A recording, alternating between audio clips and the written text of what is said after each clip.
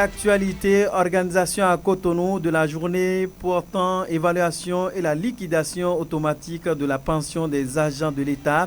Le ministre de la fonction publique y était à Cotonou, c'était hier. Les précisions, vous les suivrez dans un court instant. Et puis pendant ce temps, vous l'aurez sans doute remarqué ici à Malanville, avec des charrettes, ils circulent à longueur de journée transportant des bidons jaunes. Il s'agit de ces personnes qui mettent en vente ces bidons d'eau. D'où proviennent ces eaux? Précision assure dans ce journal. Et puis un public reportage dans ce journal. La Loterie nationale du Bénin a enregistré un gagnant. La remise officielle du chèque de 500 000 francs CFA à l'heure gagnant s'est déroulée à Tchaourou. Vous suivrez les précisions dans le reportage réalisé par Abel Orou, notre correspondant de l'autre côté de Parakou. D'autres nouvelles au plan local et national seront au menu. C'est là pour le sommaire. Bonsoir et bienvenue à tous. Sota Midi Magazine, le point de l'actualité de la journée sur ta radio. Sota FM, c'est maintenant et tout de suite. De nouveau, bonsoir.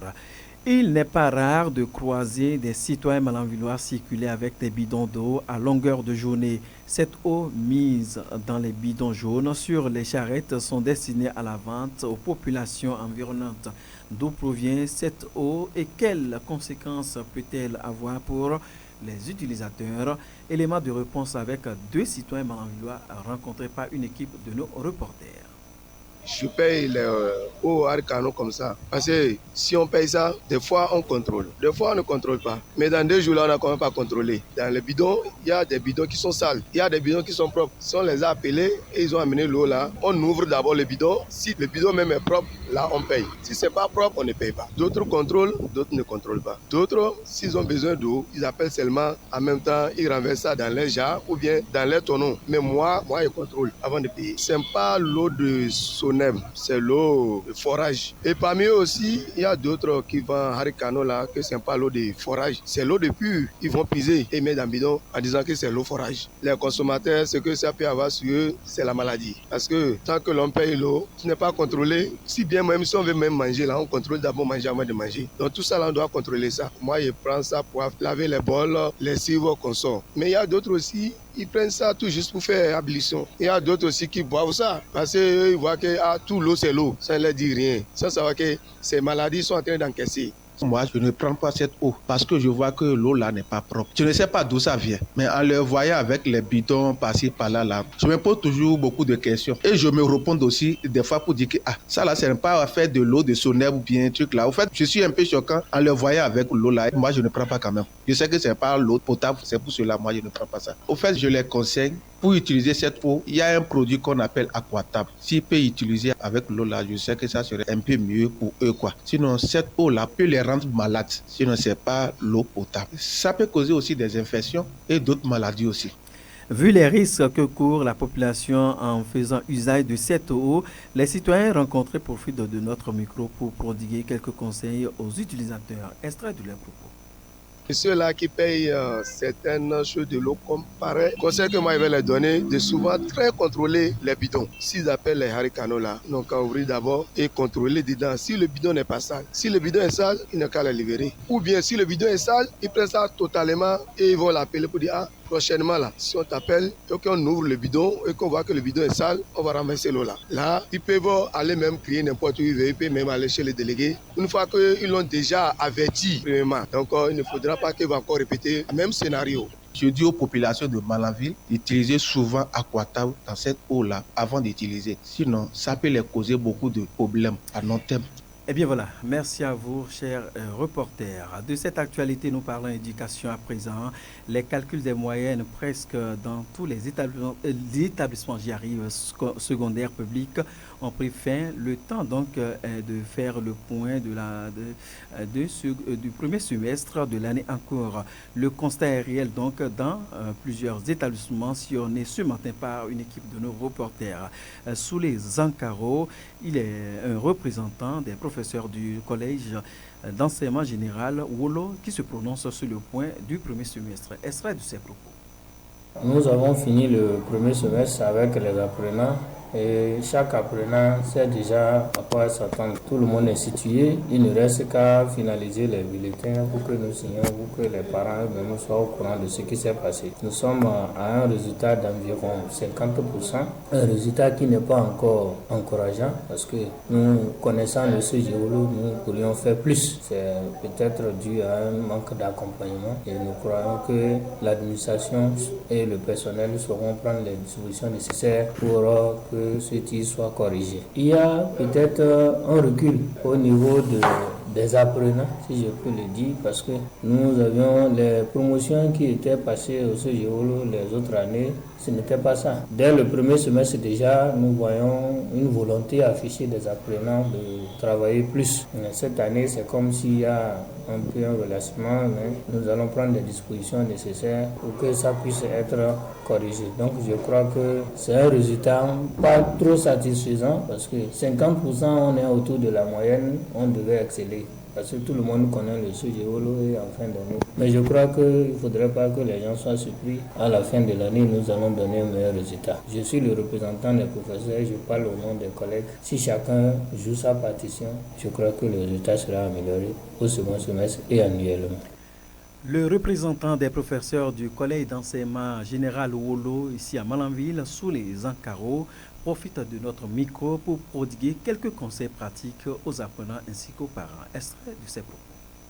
Nous abordons congés de détente. Mais en réalité, ces congés sont donnés pour que les apprenants doivent passer en revue ce qui est déjà fait. C'est le moment pour nos apprenants de revoir les notions non comprises, de se mettre, de traiter beaucoup d'exercices d'approfondissement pour comprendre ce qui a été déjà fait et se préparer pour affronter ce qui reste. Parce que si vous ne maîtrisez pas ce qui est fait jusque-là, ce qui va venir après, ce serait encore plus grave. Donc le mieux, c'est que ces apprenants-là profitent de ces congés-là. Premièrement, d'abord pour mettre leur cahier à jour, il faut avoir tous les cours dans le cahier et maintenant se mettre à réviser, faire des petits résumés des propriétés et notions vues en classe et se mettre maintenant au pas pour que à la rentrée, ils ne soient pas surpris parce que ça va être une pression plus que la pression du premier semestre, parce que le second semestre étant plus court. À l'endroit des parents d'élèves, je dirais qu'il faut accompagner nos apprenants. Ça manque surtout. Les parents croient qu'une fois l'enfant envoyé à l'école, c'est fini, c'est l'enseignant qui doit s'occuper de tout. Ce n'est pas ça. Nous sommes aussi des parents d'élèves, nous savons ce que nous faisons à la maison. Donc les parents doivent nous accompagner. Il ne suffit pas d'aller à l'école pour accompagner son enfant. Le simple fait de lui dire, prends tes cahiers, révise tes cours, va t'asseoir, apprends tes leçons, c'est déjà un accompagnement. Lorsque les congés vont finir, il va falloir que le parent de temps à autre mette pied à l'école pour voir si effectivement son enfant vient à l'école. Et s'il vient à l'école, qu'est-ce qui se fait par rapport à son niveau d'études? Il ne faut pas attendre que le semestre finisse d'abord ou dire non, ça n'a pas marché. Le semestre que nous abordons là, si on finit, ça ne marche pas, ça veut dire que l'année est gâchée, ça va être à l'année prochaine et l'apprenant va reprendre encore la même classe et c'est pas intéressant. Donc on doit tous profiter de ces congés-là, et parents d'élèves et élèves, pour qu'au retour, nous soyons bien aguerris pour affronter le second semestre. Du collège d'enseignement général 1, sinon de Wolo ici à Malanville, direction cette fois-ci à Cotonou. Organisation à Cotonou de la journée portant évaluation et la liquidation automatique de la pension des agents de l'État. Le ministre de l'économie et des finances, le ministre de la fonction publique ont échangé avec les retraités, les acteurs de la chaîne de la retraite et de la pension. C'était hier jeudi 15 février à la salle des fêtes des tours administratives. Le directeur de cabinet Herman Ouru Taku, représentant le ministre de l'économie et des finances, chargé de la coopération, s'est félicité de l'organisation de cette journée. Extrait de ses propos. Il me plaît de vous rappeler qu'une pension de retraite constitue un minimum vital pour les agents de l'État après qu'ils aient rendu de longs et loyaux services à la nation. C'est pour cela que le gouvernement met alors tout en œuvre pour l'effectivité des réformes nécessaires en vue d'accélérer le traitement des dossiers afin que les agents concernés ne connaissent pas de rupture dans le bénéfice des allocations respectives. À cet effet, plusieurs réformes ont donc été initiées par le gouvernement pour améliorer la gestion de la chaîne de retraite et de pension, dont celle relative aux nouvelles modalités de mise à la retraite et de liquidation automatique de la pension. Je voudrais vous dire en cette circonstance que le ministre d'État, ministre de l'économie et des finances, s'honore de l'organisation de la présente journée qui vise à faire le point des travaux effectués jusqu'à présent. Depuis la mise en œuvre de cette réforme, les cadres des différents services techniques du ministère de l'économie et du ministère du travail et de la fonction publique ont toujours travaillé ensemble pour la satisfaction des usagers clients de notre administration. Je me fais le devoir de vous rassurer, Madame le ministre, de notre disponibilité du côté du ministère de l'économie et des finances à continuer à collaborer avec vos collaborateurs pour l'atteinte des objectifs à nous assignés par le président de la République. Je voudrais terminer mes propos en invitant nos chers retraités à s'exprimer sans langue de bois en vue de parfaire nos pratiques dans le cadre de la mise en œuvre de cette réforme. Selon le ministre du Travail et de la fonction publique, Didiatou Martis, en adoptant la réforme sur les nouvelles modalités de la mise à la retraite et de liquidation automatique des pensions de retraite, le gouvernement s'est engagé sous la clairvoyance du chef de l'État. Suivez pour plus de détails Didiatou Martis. La première de ces actions est relative aux mesures d'accompagnement des agents contractuels de droit public de l'État ACDPE intervenues en 2019. Celle-ci est relative à la prise en charge par le budget national des cotisations sociales des ACDPE qui ont été contraints de cesser avant l'âge de 60 ans leurs activités professionnelles conformément aux dispositions de la loi numéro 2015-19 du 15 novembre 2016 modifiant et complétant la loi numéro 86-014 du 26 septembre 1986 portant code des pensions civiles et militaires de retraite en République du Bénin. La deuxième action a consisté en 2020 à l'adoption des nouvelles modalités de liquidation automatique de la pension de retraite pour permettre aux agents de l'État de bénéficier dès le premier mois qui suit leur admission à la retraite de leur pension sans que la production d'un dossier leur soit exigée. La troisième action est l'adoption du décret numéro 2021-641 du 24 novembre 2021 portant règles de coordination des régimes de retraite de la Caisse nationale de sécurité sociale CNSS et du Fonds national de retraite du Bénin FNRB. Désormais donc, les droits acquis par les agents ayant cotisé successivement ou alternativement à la CNSS et au FNRB seront sauvegardés et pris en compte pour la liquidation de leur pension de retraite. Saisissant l'occasion, le ministre de la fonction publique a rappelé les outils qui ont favorisé la réduction des tracasseries des retraités selon la réforme du ministère. Didiatou Martis, qu'on écoute. Ces actions de réforme concernent également les employeurs du secteur privé admis à la retraite. En effet, à la CNSS, la réhabilitation complète des archives et la mise à jour des comptes individuels des travailleurs avec le projet d'alimentation des comptes individuels des travailleurs PACIT et le projet d'actualisation des comptes cotisants employeurs PAS ont réduit considérablement le délai de liquidation de la pension des retraités. En adoptant la réforme sur les nouvelles modalités de mise à la retraite et de liquidation automatique des pensions de retraite, le gouvernement s'est engagé sous la clairvoyance du chef de l'État à réaliser le rêve cher aux retraités, celui de passer de la position d'activité à celle de la retraite sans interruption de revenus. Grâce à cette action, nous pouvons affirmer aujourd'hui que la retraite peut être vécue autrement dans notre pays. En effet, elle a cessé à bien d'égards d'être une hantise pour l'agent de l'État ainsi que les travailleurs du secteur privé. En organisant la présente journée, mon département ministériel et le ministère de l'économie et des finances entendent procéder à l'évaluation du dispositif mis en place en vue d'apporter d'éventuelles améliorations. Présenter surtout à nos chers retraités mes vœux de santé, de longévité et d'une retraite paisible. C'est sur ces mots que je déclare, au nom du ministre de l'économie et des finances chargé de la coopération militaire à mon nom propre, ouvert donc les travaux de la journée d'évaluation de la réforme de mise à la retraite et de liquidation de la pension de retraite. À l'instant, le ministre de la fonction publique Didiatou Martis, et c'est avec elle que nous marquons juste une courte pause. Sota Info Midi, le point de l'actualité sur ta radio. Et bien voilà, deuxième partie de ce journal et nous installons confortablement Ousmane Tinola pour les nouvelles hors de nos frontières. Ousmane Tinola, bonjour. Bonjour Bruno Gakli. Avec vous, nous traversons nos frontières béninoises et nous sommes cette fois-ci en Afrique. Voilà, qu'est-ce qu'on peut faire à Zimbabwe, j'allais dire, l'importance d'une des familles de victimes des manifestations.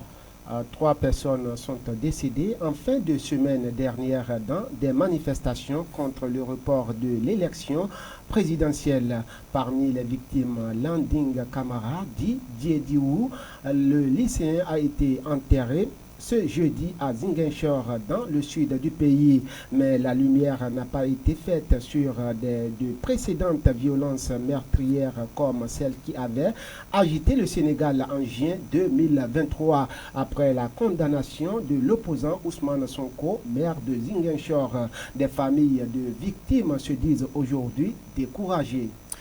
En RDC, cette fois-ci, Augustin Kabouya, informateur à l'Assemblée nationale, clarifie ses missions et ambitions. Effectivement, Bruno Gakli, en République démocratique du Congo, Augustin Kabouya, le chef du parti présidentiel désigné, informateur pour formaliser la majorité parlementaire en faveur de Félix Tshisekedi, a clarifié ses missions et ambitions ce jeudi 15 février, ce 15 février autant pour moi, 2024 face à la presse. On va finir avec vous, Ousmane Tinola, au Burkina Faso, Niger. Les ministres de l'AES réunis à Ouagadougou en vue de créer une confédération. Plusieurs ministres des 3 pays réunis au sein de l'Alliance des États du Sahel étaient à Ouagadougou, au Burkina Faso, ce jeudi 15 février. Une réunion quelques semaines après que le Burkina Faso, le Mali et le Niger ont annoncé leur retrait de la CEDEAO. Une décision irrévocable, ont répété les ministres. Les 3 États sahéliens dirigés par des militaires veulent désormais créer une confédération. Bruno Gakli. Merci à vous, Ousmane Tinola, pour les nouvelles hors de nos frontières. Mesdames, Messieurs, un public reportage dans ce journal. Je voulais annoncer dans les titres, la Loterie nationale du Bénin a enregistré un gagnant. La remise officielle du chèque de 500 000 francs CFA à l'heureux gagnant s'est déroulée en milieu de cette semaine à Tiarou, sous la direction des responsables de la Loterie nationale du Bénin. Suivez le compte rendu d'un de nos confrères de Parakou, Abel Wou. Un chèque de 500 000 francs CFA a été officiellement remis à Élisée Dany ce mercredi 14 février 2024 après avoir joué et gagné à la Loterie nationale du Bénin. Il nous livre ses impressions. J'ai joué un jeu de loterie et maintenant m'a donné le chèque 500 000 CFA. J'ai misé 1000 francs et j'ai gagné 500 000. J'ai acheté le ticket. Super gagnant. Maintenant, je suis content. C'est pas faux. Parce que moi-même, j'ai pensé, les gens disaient que c'est faux. Maintenant, là, j'ai reçu mon chèque et je sais que c'est la vérité. Depuis que j'ai commencé à jouer, ça fait 3 mois comme ça, j'ai commencé à jouer. J'ai invité aux gens de venir pour jouer, pour gagner aussi. Plusieurs tickets sont disponibles à la Loterie nationale du Bénin. Saratou Sidi Ali Djibril, chef service relations clients de la Loterie nationale du Bénin Borgo Alibori, nous énumère 7 tickets. Au niveau des tickets à grattage que lui vient de gagner, qui est super gagnant, il y a le Trésor du pays, qui est aussi un ticket de 200 francs, il y a Clé millionnaire, qui est un ticket de 300 francs. Là, avec Clé millionnaire, tu peux gagner jusqu'à 25 millions de francs CFA. Quand on gagne, on prend. La belle preuve, on a ramené. Déjà à Tchaourou, en novembre, on était venu payer une dame qui a gagné toujours ticket, tranche commune entente avec le grattage, un montant de 1 500 000. On est venu, c'est tout un monde fou qui s'est regroupé, qui s'est réuni. On a donné les 1 500 000.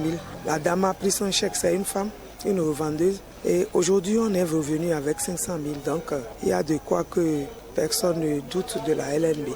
À la Loterie nationale du Bénin, quand on joue, on gagne, précise Espira Gandaho, directeur commercial et marketing de la Loterie nationale du Bénin. Vous avez vu, la Loterie nationale du Bénin, la maison du bonheur, la maison d'argent, fait des gagnants partout dans le Bénin. Et après une tournée dans le nord, on a fait escale ici à Tchaourou pour remettre un chèque de 500 000 francs à un gagnant. Celui-là qui a acheté un de nos tickets, super gagnant, qui a gratté et qui a gagné 500 000 francs CFA. C'est la preuve qu'à la Loterie nationale du Bénin, quand on joue, on gagne. Chez nous, il y a plusieurs sortes de tickets.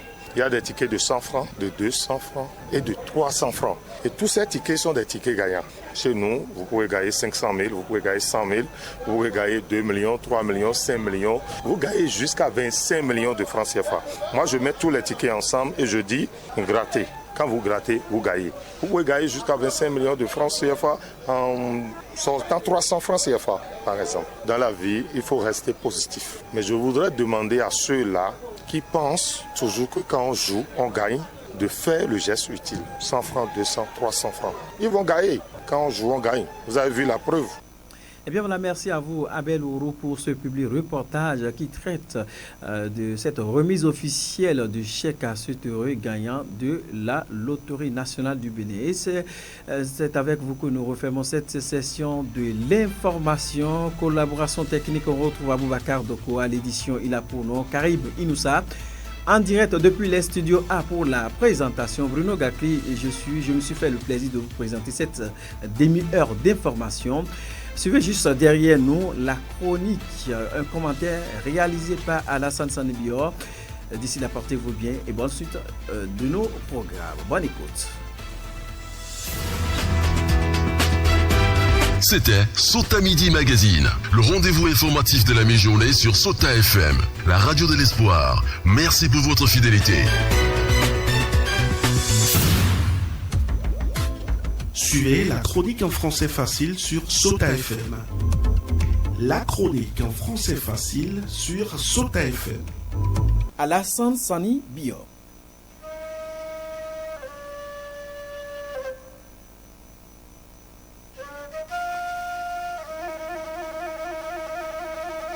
Ici, c'est Malanville. J'ai entendu plus d'une fois cette bout de phrase de la bouche de certains habitants de Malanville. Au départ, j'ignorais complètement son vrai sens, mais par la suite, je me suis rendu compte que c'est une manière de vous faire prendre conscience d'une pratique érigée en norme ou d'une réalité ou fonctionnement auquel vous êtes obligé de vous soumettre au lieu de vouloir d'un autre changement. Donc, il ne s'agit pas de vous situer géographiquement, mais plutôt de vous dire que c'est ainsi que ça se passe ici. Malheureusement, toutes les fois que cette expression est employée, c'est pour célébrer une mauvaise habitude érigée en règle d'or. Ici, c'est Malanville. Une expression fétiche, tristement célèbre, qui maintient tout un peuple dans une ignorance pathologique. Du plus petit au plus grand, de vil individu au sage, on se permet le vilain luxe. Même des plus éclairés, à un certain niveau de responsabilité, se laissent emporter par moments. Difficile d'expliquer cette contagion coutumière qui sombre l'avenir d'une terre promise comme Malanville, mais malheureusement endiguée. En 2024, au XXIe siècle, où le monde est devenu un village planétaire, on se croit toujours en enclos. Même les plus petites contrées de mon pays s'éveillent et s'alignent. C'est une obligation aujourd'hui d'être ouvert et réceptif pour être au pas. Parce que tout va à la vitesse du vent. Il faut faire son mea culpa pour être dans ce mouvement émergent. Ici, c'est Malanville doit être une expression émergente qui change de contenu. Au lieu de la négativer, on doit plutôt la positiver. Elle doit devenir une expression qui vante désormais les exploits de notre très chère commune qui a tout pour être devant. Allons au tribunal de notre conscience pour juger nos tares mentales et faire un travail de formatage psychologique. Personne ne viendra faire notre développement. Ne comptons pas sur une baguette magique qui viendra nous sortir de nos insuffisances. C'est pourquoi nous avons intérêt à enterrer nos mots. Apprenons à tricher ce qui est bon chez l'autre. Parce que chez l'autre, le bon est promu. Et tout le monde s'accroche à ça. Cela ne veut pas dire qu'il n'y a pas du mauvais. mais on ne vante pas le mauvais. C'est ça la différence. C'est pourquoi il est impérieux de toiletter notre vision, que nos propos ne suivent plus notre intelligentsia. Tous ceux qui passent ici sont jaloux de nos potentialités de développement. Mais c'est notre mode de vie qui embrigade ce don de Dieu. On doit s'auto-éduquer et avoir désormais de bons discours. Dans nos assemblées de causerie ou fada, il faut enseigner le bon sens. Arrêtons d'y valoriser les non-sens et les superflus, qui manquent de plus-value à notre rayonnement. Nul ne sera de trop pour cette campagne de salubrité mentale. Les plus en vue doivent prendre le lead pour nous sortir de la léthargie. Ce dont j'évoque est connu de tous. On est conscient de sa gravité pour la régression de la nation. Mais personne ne veut lever le petit doigt pour dire « arrêtons ». On se laisse tous aller dans une hypocrisie souriante qui tue notre réjouissance. On fait croire à l'autre qu'on l'aime, mais en réalité on le déteste. Quand tu ne dis pas à ton prochain que ce qu'il fait ou qu'il dit est mauvais, tu ne l'aimes pas, tu l'enterres. Alors que ça ne te coûte rien de lui dire ses erreurs pour le sortir de l'obscurité. Malanville doit cesser d'être une male-ville qui va mal. L'expression « ici Malanville » ne doit pas être une malédiction pour nous. C'est tout pour aujourd'hui. On se reprend très prochainement.